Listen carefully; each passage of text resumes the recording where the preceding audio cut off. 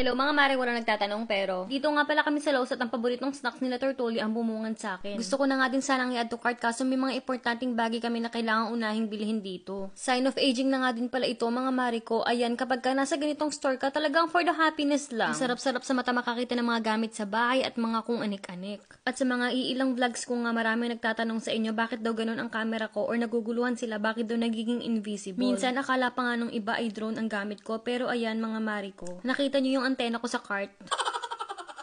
Yes, opo, ganyan ang footage na nabibigay niya sa akin. Insta360 X3 nga pala yung gamit ko. Nagiging invisible talaga yung kanyang selfie stick. O, diba, ang syala, para ka nang hiram ng CCTV footage ng store. Cherry Reese. Pagkatapos ayan, ganyan nga dito sa Lowe's, ang dami rin talaga nilang mga halaman dito. At maichika ko na nga din sa inyo, alam nyo ba na nung kapanahunan ng COVID ay talagang naging plantita rin ako. At ayan nga, yung isa sa mga kwarto namin dito sa bahay dati. Hoy, diba, nakaka-relax naman kasi talaga ang mga halaman. At ito na nga mga mare ko, namimili na din kami ng mga kakailanganin natin sa ating pan. At ng iba pang mga gamit dahil papataasin natin ang bakod ng mga alaga nating pagong.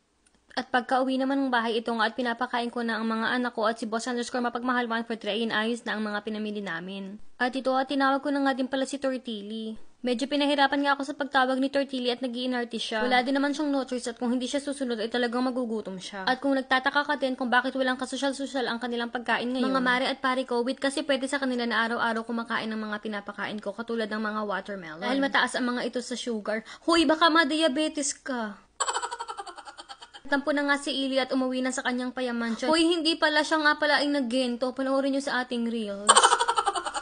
At ito na nga ang gawain na hindi natin pwedeng kalimutan araw-araw. Ayan nga mga mare ko, sa sobrang lakas kumain ng mga alaga ko ay for the put-put na talaga ang aming mga damo dito. Kailangan talagang diligan araw-araw. At kinabukasan nga mare ko, ito na naman ako at nagre-ready ako ng pagkain nila. May mga tira nga akong mga zucchini, kaya ayan ipapakain na din natin sa kanila. At syempre ayan lettuce, maghati-hati na lang sila dyan. Bogs, ayan mga mare ko at ready na ang kanilang pagkain. Ito na nga po ang ating contestant number 1, Tortili.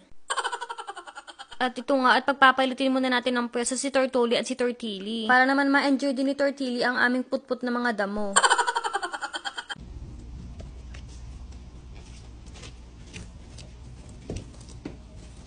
At sa kabilang banda nga, ito nga, at nagka-harvest na ako ng mga pananim kong sitaw. At sa sobrang dami nga, ayan, hindi ako makadala.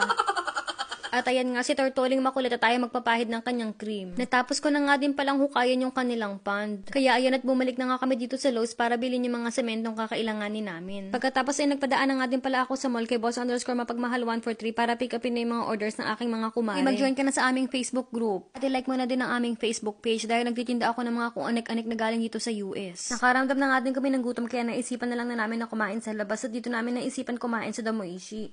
At ayan nga, ang in-order ni boss_mapagmahal143 at ito naman yung sa akin. 2 appetizer lang, tapos meron din kasamang milk tea.